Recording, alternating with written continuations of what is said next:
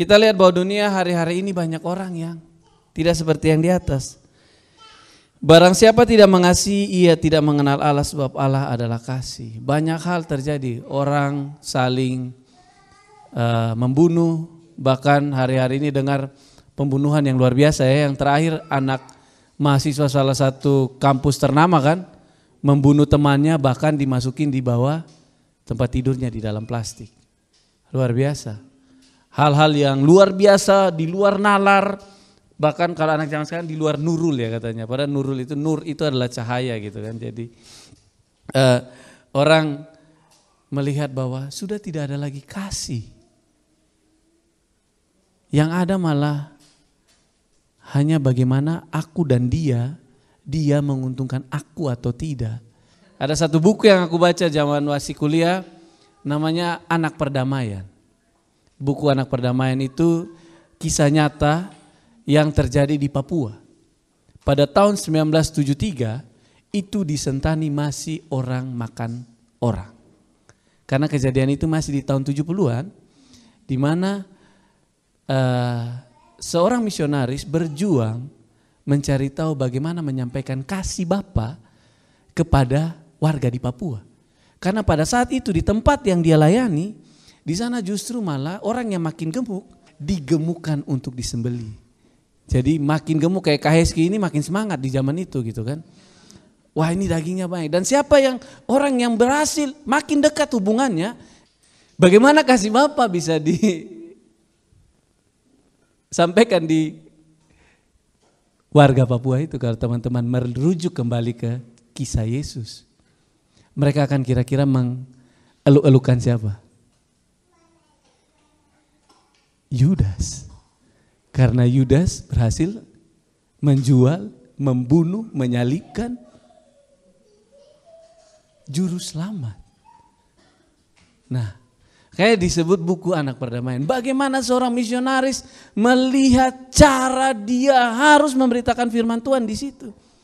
Dia menyatakan bahwa Yesus itu adalah anak perdamaian yang datang mendamaikan.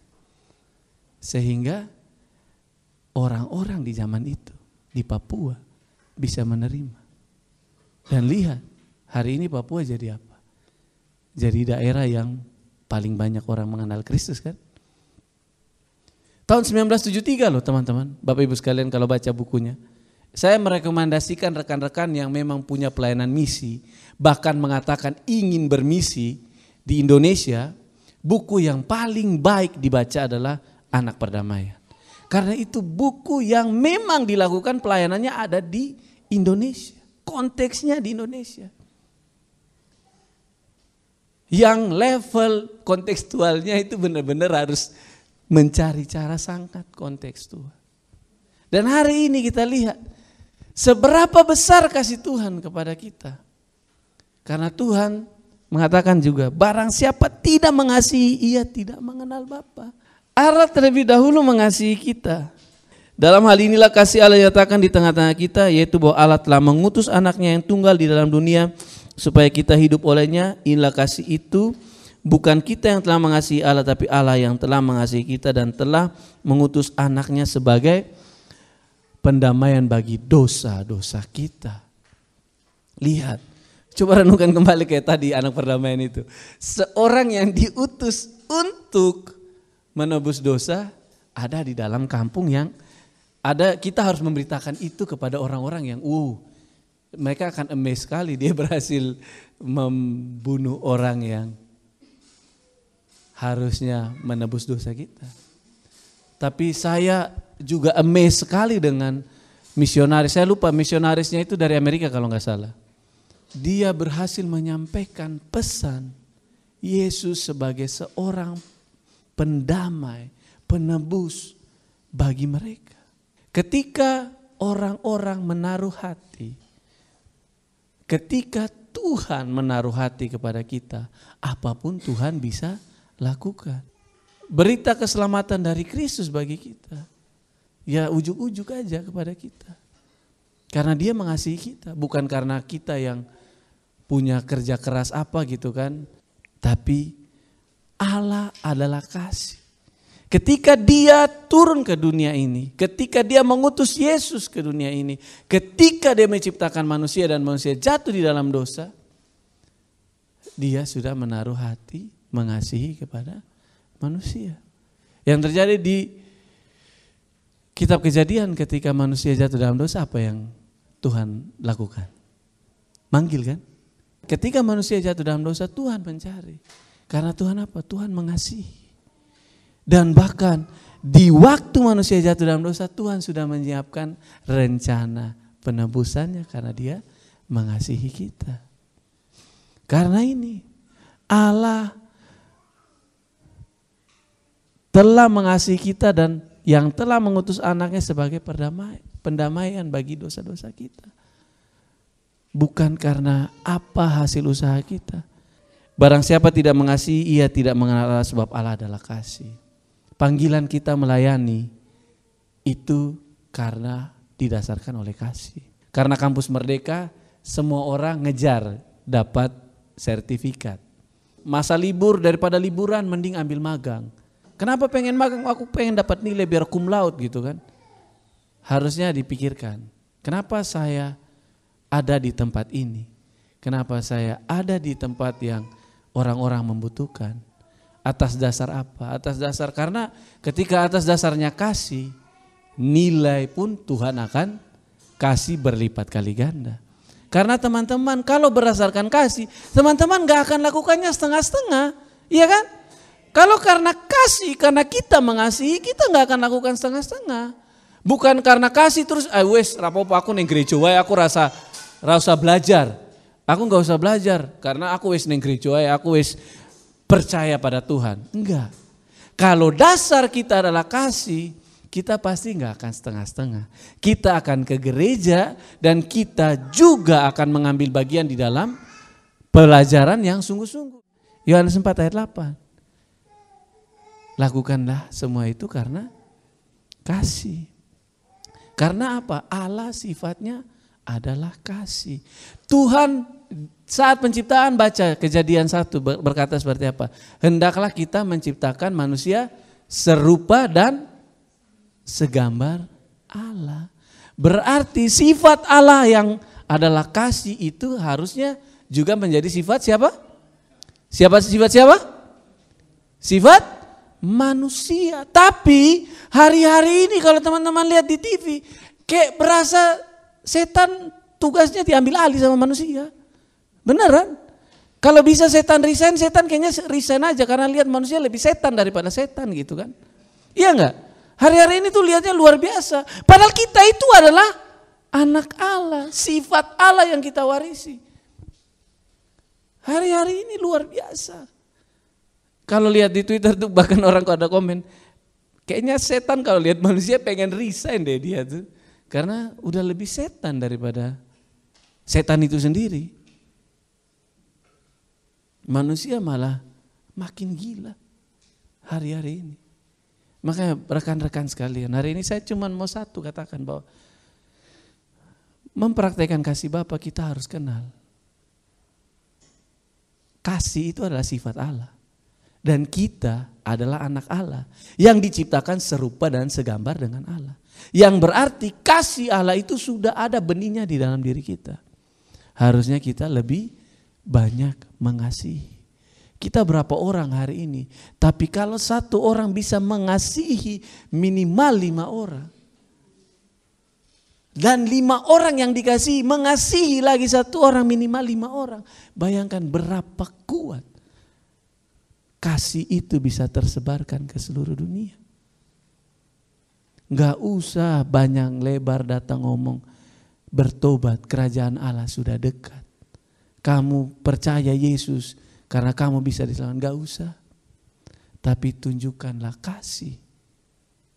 Karena melalui kasih orang akan merasakan Bapa. Justru kalau anak-anak Kristen, anak-anak Tuhan, katanya anak Tuhan, sifatnya lebih setan dari setan, ya itu harus dilihat kembali. Apakah dia kenal sama Bapaknya atau tidak. Yohanes 17 ayat 23 sampai 26 nanti bisa dibaca di rumah, dan Efesus 1 ayat 6 ini mengatakan bahwa kasih itu harus dihidupi. Kalau dia sifat, berarti dia ada di dalam hidup kita. Berarti hidup kita itu harusnya hidup yang penuh kasih. Karena menghidupi Kristus, kasih itu bukan cuma di bibir. Justru bibir itu lebih bahaya. Kadang bisa menyakiti banyak orang lewat salah kata. Kasih itu dihidupi dan dilakukan. Dihidupi dan dilakukan. Hari-hari ini dunia sangat butuh kasih, rekan-rekan sekalian. Karena di luar sana manusia banyak makin ambil tugasnya iblis. Justru lebih iblis manusia daripada iblis itu sendiri. Karena manusia ketika belajar sama iblis mereka sangat to the point, sangat kental sekali sampai luar biasa. Yang kasus terakhir yang pembunuhan anak mahasiswa salah satu kampus di selatan Jogja itu kan, barat Jogja itu, yang dimutilasi sampai direbus, itu lihat seniatnya sekali kan, sampai ngerebus, sampai direbus.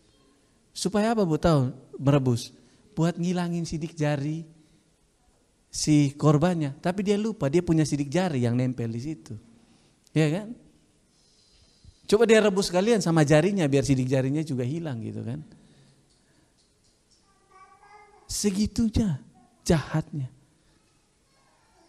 Karena apa? Kebablasan, main kekerasan katanya.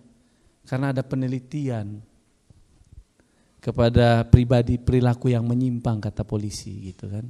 Saat ini udah banyak yang menyimpang. Tapi nggak usah kaget rekan-rekan. Karena memang sudah masuk masanya akhir zaman.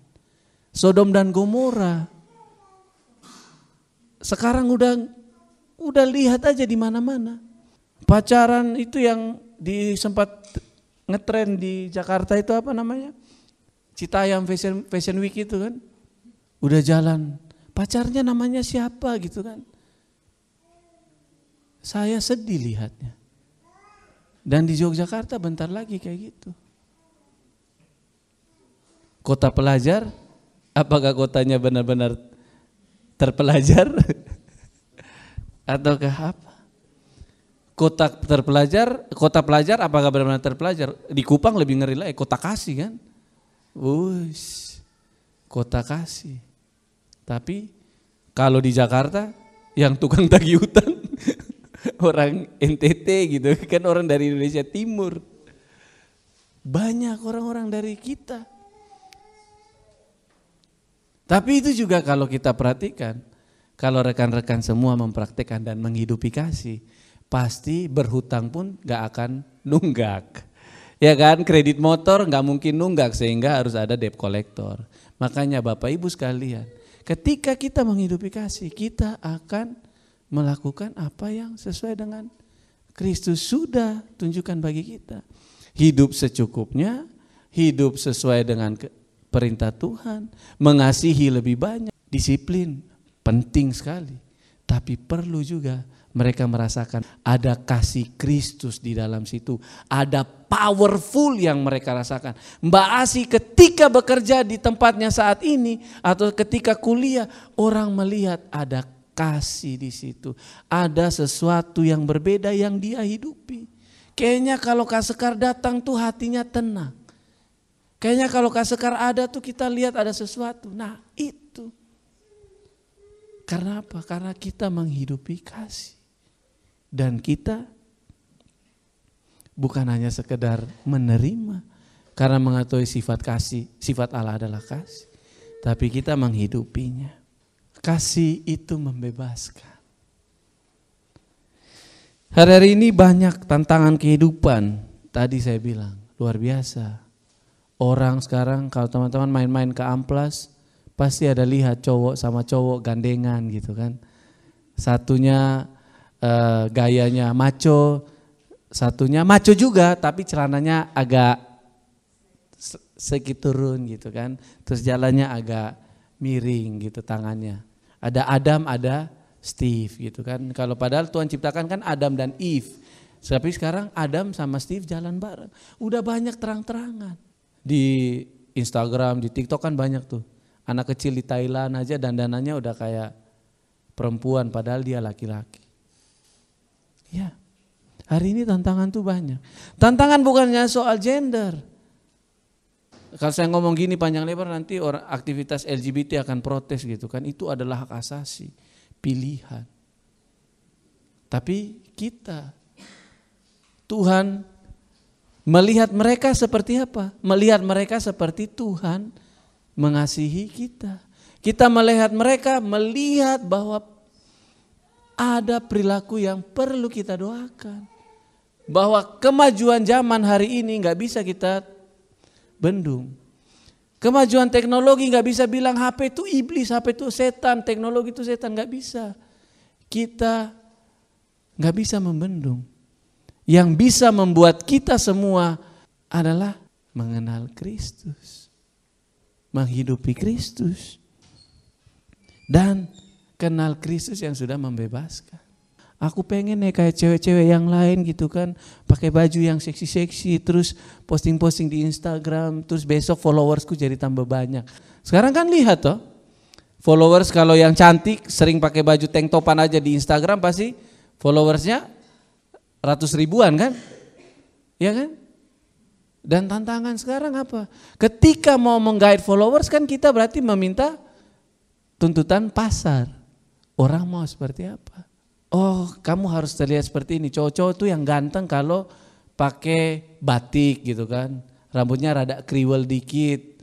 Dan kalau pulang sekolah jam 9 malam. Nah itu anak ganteng katanya.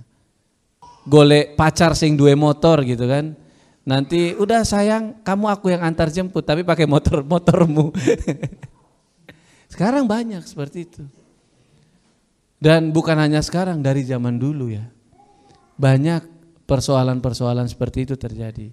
Ketika ada orang di dunia ini yang ya bermasalah. Bahkan ada yang laki-laki cuma nunut urip sama istrinya.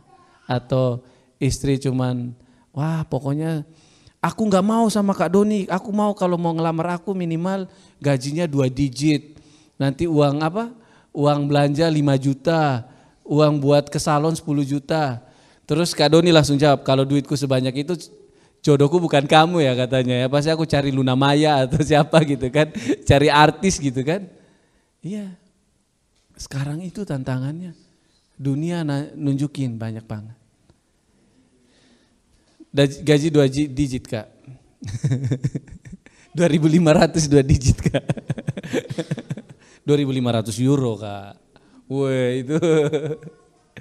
Dengan gaji 2.500 euro itu udah bisa menghidupi anak-anak di Hope Shelter. 1 bulan anak-anak di Hope Shelter itu mereka hidupnya membutuhkan 1.000 euro. Itu sampai dengan biaya sekolah. Jadi kalau Kak Doni besok-besok kerja di Eropa dan gajinya 2.500 euro, Kak Doni bisa hidup dengan 1.500 dan 1.000-nya disumbangkan ke Hope Shelter. Karena Tuhan sudah membebaskan dia dari belenggu kemiskinan. Sudah membebaskan dia dari belenggu keinginan-keinginan duniawi. Dapat duit segitu, wah besok bisa jalan kemana nih? Jalan kemana nih? Bisa, tetap masih bisa kok, dengan berbagi pun kita tetap masih bisa pergi kemana-mana. Karena Tuhan gak mungkin tutup mata bagi anak-anak yang menghidupi kasih. Yang menghidupi seperti teladan Kristus. Yesus juga kemana-mana kan? Iya enggak? Yesus kemana-mana untuk apa? Memberitakan firman Tuhan. Tahu enggak kenapa saya pengen sekolah teologi? Saya pengen sekolah teologi dulu karena apa? Bisa melihat pendeta-pendeta itu bisa jalan-jalan kemana aja. Karena dengan mereka bisa memberitakan firman Tuhan kemana aja kan. Jadi pengen jadi pendeta karena wah kayaknya keren. Ada pendeta yang keren banget gitu kan sampai didoakan. Tapi di Jemaat Saint Jogja kalau disuruh perpuluhan buat beliin pesawat gak mungkin lah ya. Pesawat telepon bisa karena beli di ini Informa dapat tuh 175.000 gitu kan. Pesawat telepon. Tapi ada pendeta yang minta jemaatnya perpuluhan untuk belikan pesawat.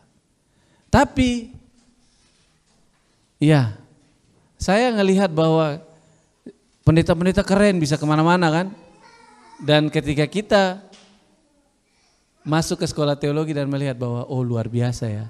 Ternyata melayani Tuhan bukan hanya sekedar seperti itu. Melayani yang enak-enaknya saja. Tapi prosesnya itu panjang. Karena di dalam sekolah teologi ketika baru masuk, saya bawa celana dalam 1 lusin, tinggal 2 setelah 3 bulan ada di asrama teologi. Jadi Bapak Ibu sekalian, mahasiswa teologi pun bukan otomatis menjadi malaikat. Tapi di situ menjadi diproses. Ketika kita diproses karena Kristus membebaskan kita, kita lepas dari segala belenggu. Belenggu kemiskinan sehingga kita merasa kita nggak bisa berbagi. Belenggu apa ya? Ya selfish, cuman hanya pengen menikmati sendiri sehingga kita susah berbagi. Tuhan lepaskan itu semua karena Tuhan bilang kehadiran kita harusnya bisa berdampak. Kita harus mengasihi seperti Kristus mengasihi karena Dia terlebih dahulu mengasihi kita. Untuk mempraktekkan kasih makanya mari kita kenali kasih itu apa, seperti apa Bapa mengasihi kita. Mari kita percaya kepada kekuatan kasih itu dan yang paling terakhir, paling utama, praktekkan. Karena kasih itu gak bisa dirasakan kalau tidak dipraktekkan. Kalau kita mau mengasihi sesama, kita harus mengambil bagian di dalam melakukannya. Mari kita mengenal kasih Bapa ini dan mengasihi sesama kita. 1 Yohanes 4 ayat 16 berkata, kita telah mengenal dan telah percaya akan kasih Allah kepada kita. Allah adalah kasih dan barang siapa tetap berada dalam kasih, ia tetap berada di dalam Allah dan Allah di dalam dia. Jadi ketika kita mengasihi, wujud Kristus Allah ada di dalam kita. Bapa ada di dalam kita. Hari ini itu yang mau saya sampaikan. Biarlah Tuhan yang menyempurnakan dan rekan-rekan pun bisa lebih lagi mengambil bagian di dalam mengasihi. Mari kita satu di dalam doa. Tuhan, kami percaya bahwa Engkau terlebih dahulu mengasihi kami. Engkau mengasihi setiap kami yang berada di tempat ini. Biarlah kami mengambil bagian di dalam kehidupan kami, di dalam dunia yang semakin jahat, semakin merongrong hidup kami, membuat kami sulit mengasihi Tuhan. Tapi kami mau belajar mempraktekkan kasih yang Tuhan sudah berikan bagi kami, sehingga kami boleh mengasihi orang yang mungkin paling membuat kami kesal Tuhan. Tapi kasih Kristus boleh tercurah bagi setiap kami semua yang ada di tempat ini Bapa. Dalam nama Yesus kami berdoa mengucap syukur. Amin.